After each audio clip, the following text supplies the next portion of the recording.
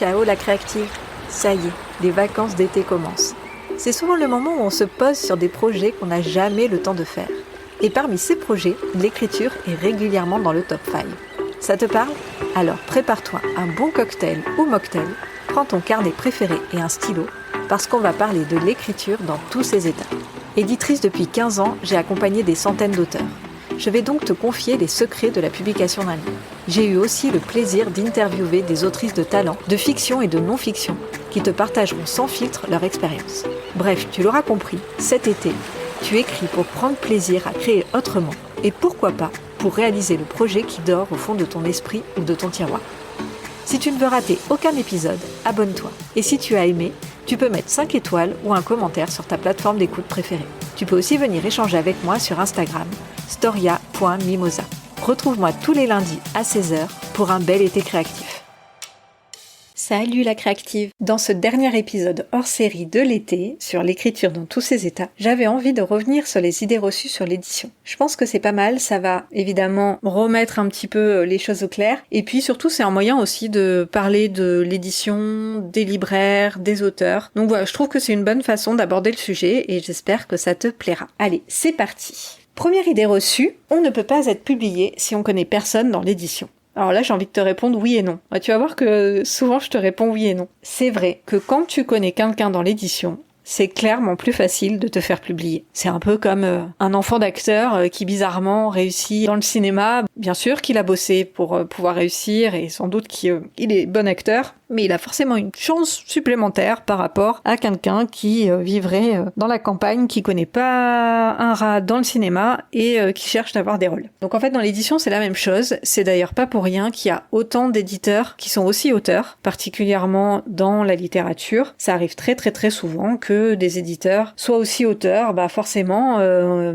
tu connais des gens autour de toi, tu peux leur parler de ton bouquin, tu peux leur faire lire le manuscrit et il va pas finir au milieu d'une pile avec des centaines d'autres manuscrits, il va quand même être regardé et que donc s'il est pas mauvais, il y a plus de chances qu'il soit publié. Malgré tout, c'est pas parce que tu connais personne dans l'édition que tu peux pas être publié. Dans la littérature, évidemment, il y a une concurrence qui est tellement énorme que c'est compliqué, mais c'est pas impossible. Je te donne une plateforme qui est sérieuse, qui vaut la peine d'aller regarder. Évidemment, il y a toujours une partie business, faut bien qu'elle gagne sa vie, cette plateforme, et que les gens se fassent rémunérer. C'est Éditez-nous, qui permet de poser les manuscrits. D'ailleurs, peu importe que ce soit de la fiction ou de la non-fiction, tu peux déposer ton manuscrit. C'est gratuit, il y a des formules qui sont payantes, où tu peux avoir un retour de lecture, tu peux avoir une correction, enfin voilà, tu peux avoir des services supplémentaires qui sont payants. Mais cette plateforme, du coup, tu y poses ton manuscrit, et les éditeurs peuvent y avoir accès. Et des grands éditeurs se servent maintenant de cette plateforme pour pouvoir repérer des manuscrits. C'est pas une plateforme en mode arnaque, comme il peut y en avoir. C'est une plateforme sérieuse. Ça veut pas dire que forcément tu vas trouver un éditeur, mais en tout cas, ça te laisse une chance supplémentaire quand tu connais personne dans l'édition. Et sinon, je te renvoie à mon post Instagram qui te donne des conseils sur comment envoyer ton manuscrit à un éditeur et surtout les 3 erreurs à ne pas faire. Voilà, parce qu'il y a des choses à éviter quand tu envoies ton manuscrit pour avoir un peu plus de chances d'être lu déjà et d'être repéré. Mais c'est certain que quand tu connais quelqu'un, c'est un peu plus facile. Autre idée reçue. On ne peut pas vivre de sa plume. Alors là, clairement, j'ai envie de dire oui, c'est vrai, on ne peut pas vivre de sa plume. Alors, évidemment, il y a des exceptions. Il y a et heureusement, voilà, il y a des auteurs maintenant, parce qu'ils ont vendu des best-sellers, peuvent vivre de leur plume et n'être que écrivain. Mais j'ai bien prononcé le mot best-seller. Quand on ne vend pas des best-sellers, sinon l'autre stratégie est d'écrire énormément. C'est ce que font certains auteurs, particulièrement dans la romance, la SF, où ils vont écrire beaucoup de livres, et donc pas seulement un livre par an, mais peut-être plusieurs dans l'année. Ce qui fait que le volume, comme c'est à des genres qui en plus peuvent se vendre quand même assez correctement, donc le volume de vente va faire qu'ils arrivent à en vivre. Sinon, clairement, c'est assez compliqué de vivre uniquement de sa plume, que ce soit en littérature ou dans la non-fiction, ça va être très souvent plutôt des revenus complémentaires à ton métier à côté. Et d'ailleurs, du coup, j'en arrive à la 3e idée reçue, et ce qui va permettre de parler un peu de la distribution du prix du livre en fonction des acteurs. L'éditeur s'enrichit sur le dos de l'auteur. Alors c'est un vaste débat sur le fait que l'auteur ne gagne pas suffisamment et que donc ses droits d'auteur sont beaucoup trop faibles et que l'éditeur se met tout l'argent dans la poche alors que s'il n'y avait pas d'auteur, il n'y aurait pas de livre. Certes, mais s'il n'y avait pas d'éditeur, en tout cas à une époque, il n'y aurait pas de livre non plus. Et encore aujourd'hui, c'est pas si simple que ça. c'est un sujet qui est assez compliqué. Je ne dis pas que on peut pas remettre en question l'état actuel des choses, mais en tout cas, on ne peut pas simplifier le sujet en disant simplement que les éditeurs sont ceux qui se font l'argent sur le dos des auteurs. Trouver un équilibre financier avec un livre, c'est extrêmement difficile. Vraiment, c'est vraiment très difficile. Quand un livre se vend une vingtaine d'euros, pour pouvoir rentabiliser, donc bon, le droit d'auteur, en sachant que le droit d'auteur, comme c'est au pourcentage, évidemment, c'est à la vente. Mais quand il y a un avaloir, il faut déjà rembourser cet avaloir. Donc vendre suffisamment pour atteindre ce chiffre de l'avaloir. Il faut payer la relecture, l'imprimeur, la mise en page, toute l'équipe qui est dans la maison d'édition. Donc les éditeurs, les commerciaux, quand il y en a à l'intérieur de l'équipe, le marketing, le comptable. Bon, voilà, tout ce qui va faire qu'il y a une équipe éditoriale. Évidemment, chaque maison d'édition est plus ou moins grande. Ça, j'en parlais dans le premier épisode du hors-série de l'été. Mais voilà, trouver l'équilibre d'un livre, c'est vraiment très compliqué. Et du coup, je suis allée rechercher la répartition du prix du livre. Donc, pour ça, je vous donne mes sources. Je me suis appuyée sur un article, justement, de Éditez-nous, et aussi sur un article d'Actualité. Actualité, c'est un site qui parle de l'économie du livre, de l'édition, des auteurs, des libraires. C'est un site extrêmement sérieux, vraiment bien fait. Donc si vous avez envie de suivre un peu l'actualité du livre, je vous conseille d'aller regarder sur Actualité. Voilà, je vous mettrai le lien dans la description de l'épisode. Donc la répartition d'un livre va se faire comme suit. Alors, je vais mettre la TVA. On va dire un prix public en librairie. Donc déjà, il y a 5,5% de TVA. Ça, c'est une TVA fixe. C'est la même chose pour tous les livres. Ensuite, il y a entre 8 et 12% pour l'auteur. Donc ça, c'est ses droits d'auteur. C'est très variable d'une maison à l'autre et d'un type de livre à l'autre. Par exemple, si on prend des livres scolaires, les auteurs vont plutôt être rémunérés autour des 2 ou 4%. Mais on va dire entre 8 et 12%. L'éditeur va toucher entre 20 et 14% à peu près du prix du livre. L'imprimeur, on peut y mettre parfois ce qu'on appelle la compose, c'est-à-dire la mise en page du livre. Ça va être autour des 10-15% à peu près. Ensuite, il y a le distributeur qui va toucher autour des 11%. Le distributeur, alors je te renvoie à l'épisode 2 où je rentre un peu plus en détail sur son rôle. Le distributeur est celui qui achemine le livre, donc il le stocke et ensuite il l'envoie au libraire. Le diffuseur, lui, va toucher autour des 6% à peu près. Donc pareil, je te renvoie à l'épisode 2, mais le diffuseur, en fait, c'est d'une certaine manière le commercial. Donc c'est celui qui va aller présenter les livres aux libraires pour que les libraires les commandent. Et enfin, le libraire qui touche autour des 30% à peu près, parfois 40% du prix du livre. Comme ça, on peut avoir l'impression que c'est le libraire, finalement, qui gagne le plus. Alors, pas du tout, puisque la librairie est un des commerces les moins rentables. Parce que il faut, évidemment, il touche cette somme-là, mais il faut déjà qu'il vende le livre pour la toucher, sinon il le renvoie, et il a évidemment toutes ses charges, les salaires, donc c'est pas 35% dans la poche, du tout. Et il y a une énorme disparité entre un libraire en ligne, comme le mastodonte Amazon, et un libraire de quartier. La répartition des charges n'est pas du tout la même. Et surtout, il y a un point qui est très important, c'est qu'en fait, le diffuseur va faire des remises aux libraires. Et en fonction de la taille du libraire, les remises vont être plus ou moins importantes. Donc en fait, Amazon, paradoxalement, alors que c'est celui qui gagne le mieux, par rapport aux autres libraires, va avoir des remises beaucoup plus importantes, autour des 40% du prix du livre. Et c'est là-dessus qu'il va pouvoir faire une marge. Même s'il faut quand même avoir en tête qu'Amazon ne fait pas son chiffre d'affaires sur la vente de livres. Il a commencé par ça, mais c'est clairement pas avec ça qu'il fait sa marge. En fait, chacun gagne un petit bout de gâteau, mais c'est toujours un petit bout parce que chaque acteur a énormément de charges à prendre en compte dans l'argent qui est récupéré de la vente d'un livre. L'éditeur doit avancer beaucoup d'argent avant que le livre se vende, parce que au moment où il va décider de faire le livre, il va se passer parfois 2 ans quand c'est vraiment très long, parfois 1 an, parfois 6 mois quand c'est beaucoup plus court, c'est quand même rare. En général, il faut vraiment beaucoup anticiper, il va y avoir déjà beaucoup de frais à prendre en charge. L'impression, la relecture, la mise en page, l'achat de photos s'il y a des photos, donc il y a énormément de charges en fait sur la création d'un livre, et donc personne ne s'enrichit réellement. Ça veut pas dire qu'il faut pleurer sur le sort de Monsieur Hachette et consorts, évidemment,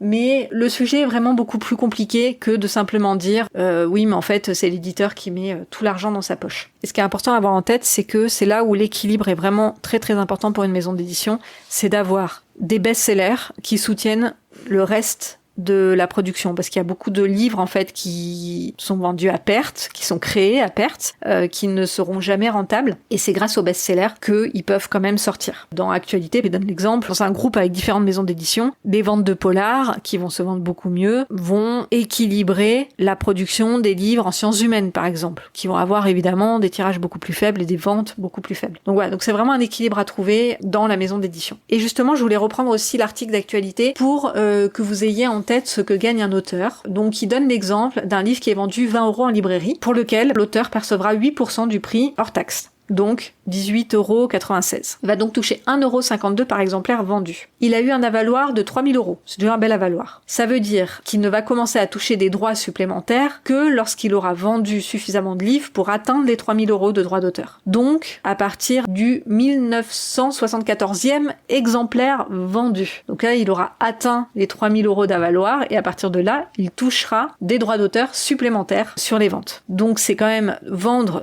presque 2000 exemplaires, c'est énorme. Il faut vraiment se rendre compte que d'atteindre déjà ce chiffre-là de vente, c'est vraiment énorme. On a en tête des chiffres de vente beaucoup plus importants quand on parle de best-sellers évidemment, mais la majorité des livres ont du mal à atteindre les 1000 exemplaires vendus. Et ça, c'est la réalité de l'édition. Donc du coup, ça permet comme ça d'avoir un peu une idée sur les chiffres de qui gagne quoi. Il faut vraiment avoir en tête que, évidemment, d'un type d'édition à l'autre, ça va être très différent. Si on part sur un beau livre, ce qui va prendre le dessus, ça va être toute la fabrication. Parce que ça sera imprimé en couleur, sur du beau papier, avec une fabrication très particulière. Et donc là, sans doute que les droits d'auteur vont être revus vraiment à la baisse, parce que le texte a beaucoup moins de place dans le livre, et donc sera moins rémunérateur. Tout ça, c'est vraiment des histoires d'équilibre, et encore une fois, c'est très très compliqué de trouver un équilibre financier, et personne ne se met un maximum d'argent dans les poches. L'édition, c'est un marché qui ne permet pas de faire des revenus incroyables et des marges surtout exceptionnelles. Autre idée reçue qui est un petit peu liée, l'éditeur est un métier qui est très bien payé. Alors s'il y a des personnes qui sont éditeurs et qui m'écoutent, sans doute qu'en écoutant cette phrase, ils sont déjà en train de rigoler. Non, un éditeur malheureusement n'est pas très très bien payé, donc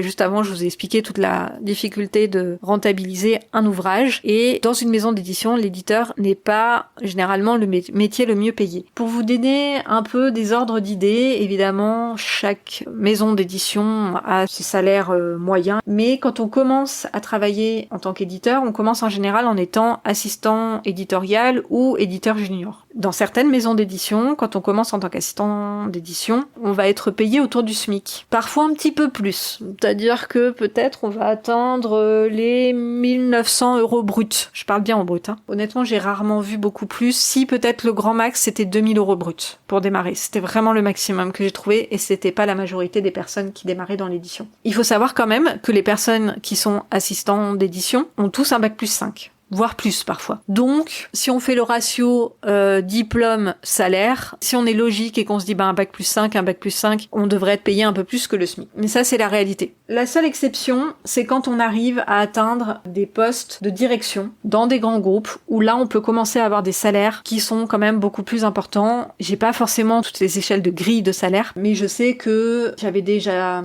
vu un poste qui tournait autour des 70 000 € bruts annuels, et je pense qu'il y avait des postes qui allait encore un petit peu plus haut que ça, peut-être autour des 90 000 € bruts annuels. Quand on atteint les postes de direction, là, ça commence à devenir intéressant. Mais avant ça, c'est-à-dire la majorité des personnes, entre assistant d'édition et jusqu'à responsable éditorial, généralement, c'est quand même pas des gros salaires. En regard des années d'études.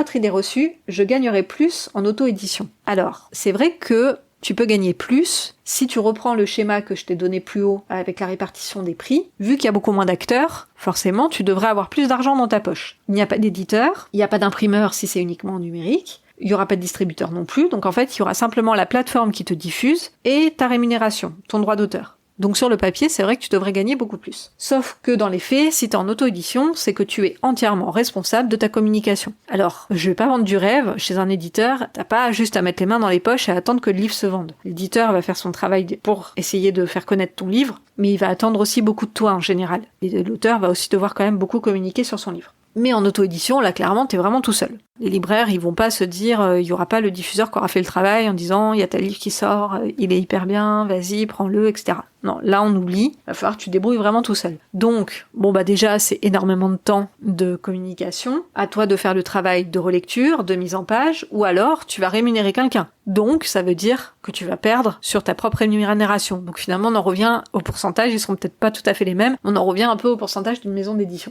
Donc oui sur le papier, mais dans la réalité, je pense quand même que c'est finalement comme dans une maison d'édition. Le nombre de personnes qui arrivent vraiment à vivre de leur plume en auto-édition restent quand même assez minimes et ont une façon de construire leur entreprise qui est assez spécifique. Je suis pas une grande spécialiste de l'auto-édition, donc je vais pas dire de bêtises, mais c'est vrai que jusqu'à présent, les auteurs que j'ai vu réussir en auto-édition et qui souvent d'ailleurs vendent des formations pour dire je vous explique ma technique pour vivre de votre plume, déjà, en fait, ils vont se rémunérer grâce aux formations, hein. Ça va être vachement plus rentable, vraiment. Je vous le conseille, hein, si vous voulez gagner de l'argent. Et la deuxième chose, c'est qu'ils vont produire en masse. C'est sans jugement que je dis ça, mais simplement, c'est une autre façon de concevoir entre un auteur qui va passer 1 année, voire 2 ans, peut-être même certains plus, sur leur roman pour avoir quelque chose de très travaillé, par rapport à un auteur qui va produire presque à la chaîne ses ouvrages, et donc du coup il va y avoir, c'est une autre façon de concevoir l'édition, et vraiment encore une fois c'est sans jugement. Il n'y a pas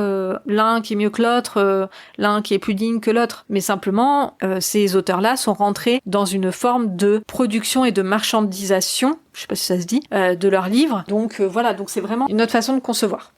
Autre idée reçue. Les éditeurs ne choisissent que des histoires qui font vendre plutôt que l'originalité. Alors, moi, cette idée reçue me fait beaucoup sourire, parce qu'en fait, je ne sais pas ce que c'est une histoire qui fait vendre. Honnêtement, si l'éditeur pouvait avoir la formule imparable pour être sûr qu'un livre va se vendre, là, je pense que il va la garder, ou alors il va la vendre des milliards d'euros, j'en sais rien, mais ça n'existe pas. Combien de livres, moi j'ai beaucoup travaillé dans la non-fiction, mais combien de livres de non-fiction avaient des sujets où on était sûr que ça allait se vendre proportionnellement au type d'édition dans laquelle on était, hein, évidemment. On parle pas de centaines de milliers d'exemplaires, peut-être 3000 exemplaires parce que c'était un sujet qui était dans le vent, tendance, et donc du coup ça devait marcher, mais en fait pas du tout. Il ne marche pas, il ne trouve pas son public, et c'est la même chose en littérature. En ce moment, il y a une énorme vague de littérature féministe, c'est super. Il y a un petit peu de tentatives de récupération de la part des maisons d'édition quand même, hein. Je pense que tout ne se vaut pas, mais c'est pas parce qu'il va y avoir un livre qui a un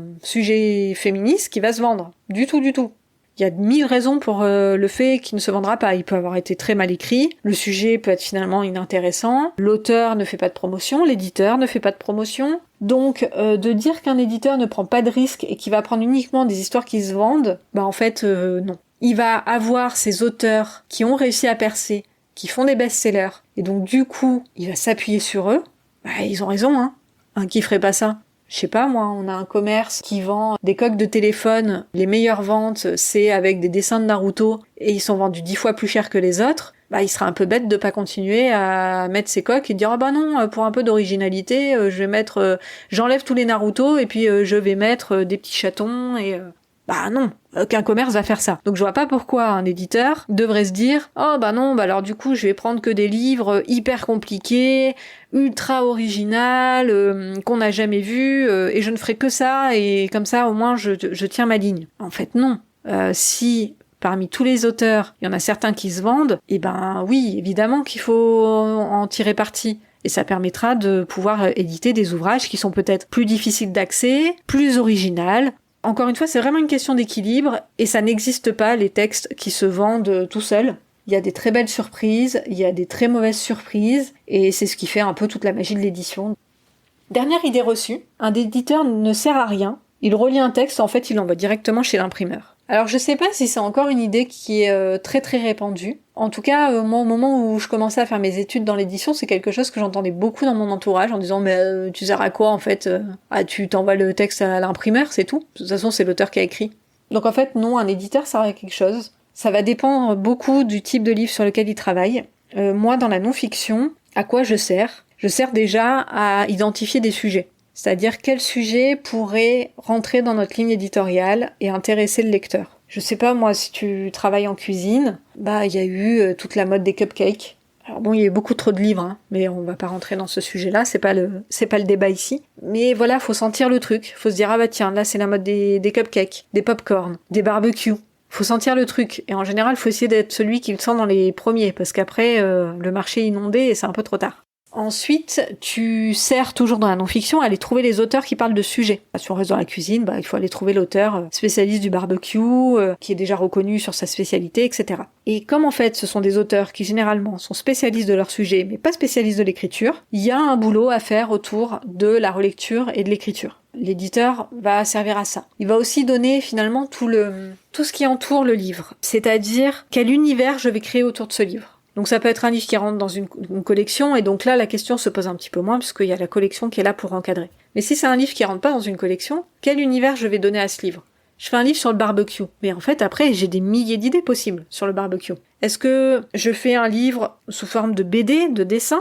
Est-ce que ça va être un livre, alors pardon pour les clichés, mais extrêmement masculin, avec les couleurs du barbecue, le noir, le rouge, un peu les couleurs flammes. Je vais trouver des idées de titres de recettes qui vont aller un peu dans cette idée de l'homme des cavernes qui est en train de faire chauffer sa viande et son steak. Ou est-ce que je vais aller vers un côté le barbecue healthy, le barbecue bien-être, et donc je vais aller sur d'autres types de coloris, etc. C'est pas forcément l'éditeur qui va trouver exactement quelle couleur donner, etc. Mais par contre, il va aller chercher le graphiste ou la graphiste qui va créer la maquette, et il va expliquer, voilà, moi je veux un livre qui soit dans cette tonalité, qui soit dans cet univers-là. Donc là, c'est vraiment l'éditeur qui va faire ce boulot-là. De la même façon qu'on peut parler de branding pour une marque ou de personal branding pour une personne, et ben en fait, on va travailler le branding du bouquin. Voilà, tout simplement. Donc l'éditeur, il va être là pour ça aussi, des fois en collaboration avec une équipe marketing et commerciale, mais il va être là pour apporter tout un univers autour du livre. Ça va être aussi assez vrai avec de la jeunesse, même s'il va beaucoup s'appuyer sur un illustrateur et sur l'auteur pour créer tout cet univers-là, mais c'est de la même manière, il va devoir créer quelque chose.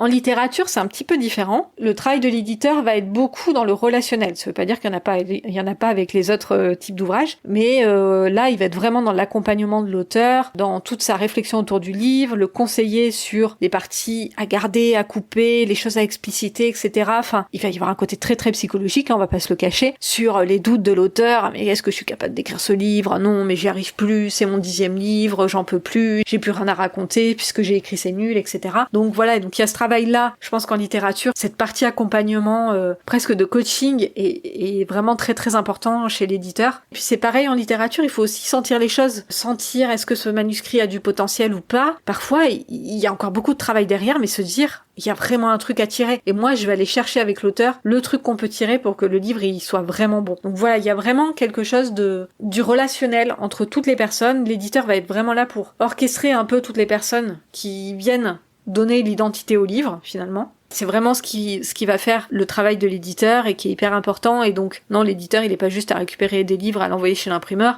Alors, c'est un type d'édition, mais là, pour le coup, il n'y a pas de débat, faut fuir un éditeur qui fait ça. Voilà pour les idées reçues.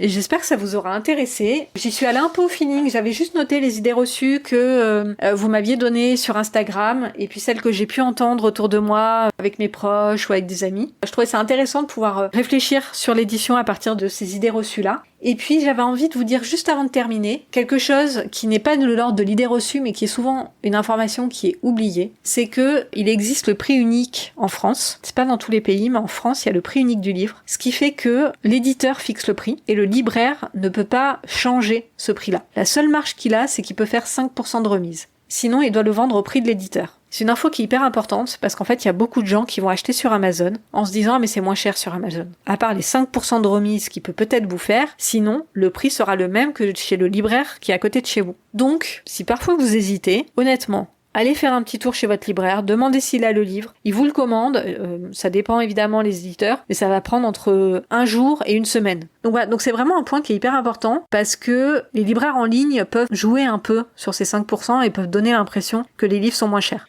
Vous allez me dire, mais oui, mais moi j'ai déjà vu des livres à 2 €. Oui, alors ça en général, c'est chez des grossistes qui achètent des livres qui ne sont plus commercialisés. Donc en fait, ils les achètent remisés et en fait, du coup, il peut les revendre au prix qu'il le souhaite. En fait, là, les livres ne sont plus commercialisés dans les autres librairies, dans les librairies classiques. Pour moi, c'était un petit point qui était important de soulever parce que vous alliez chez un gros libraire ou chez le petit libraire à côté de chez vous, le prix sera le même. Donc n'hésitez pas à soutenir le libraire de quartier qui fait bien son boulot, qui va vous conseiller, qui va vous apporter toutes ses connaissances, sa passion du livre et ça n'a pas de prix en fait. Donc comme en plus le prix sera le même au niveau du livre, franchement allez-y, n'hésitez pas trop. Voilà, c'est tout pour cet épisode-là. C'est tout aussi pour les épisodes hors série de l'été sur l'écriture dans tous ses états. J'espère vraiment que ça vous aura plu. Moi, j'ai pris beaucoup de plaisir à faire ces épisodes, à vous partager mes connaissances. Si vous avez encore des questions, n'hésitez pas à venir m'en parler en message privé sur LinkedIn ou sur Instagram. Sur Instagram, c'est storia.mimosa et sur LinkedIn, c'est Carole Fossati. Et je serai ravie d'échanger avec vous si vous avez des questions, des interrogations, des choses sur lesquelles vous n'êtes pas d'accord. J'échangerai avec vous avec grand plaisir sur tous ces sujets-là. Je vous souhaite une belle fin d'été, une très bonne rentrée et on se retrouve avec des épisodes sur le storytelling, la communication, le branding à partir de septembre avec des invités incroyables qui ont énormément de choses à vous partager. Donc je vous invite vraiment à continuer à m'écouter, abonnez-vous pour ne rater aucun épisode dans la rentrée et je vous dis à très vite. Ciao! Si tu as aimé cet épisode, je t'invite à mettre 5 étoiles ou un commentaire sur ta plateforme d'écoute préférée. Cela me fait très plaisir et surtout, ça aide le podcast à se faire connaître pour inspirer d'autres créatifs. Et si tu t'es lancé dans ton projet d'écriture, sache qu'en septembre, j'ouvre 2 places pour un audit éditorial pendant 1h30. On échange sur ton projet, tes points de blocage et tu repars avec un plan d'action pour aller jusqu'au bout et une lecture critique d'un extrait de ton texte. Si tu veux en savoir plus, écris-moi en message privé sur Instagram, storia.mimosa ou sur LinkedIn. Toutes mes références sont en note de l'épisode. Ciao la créative!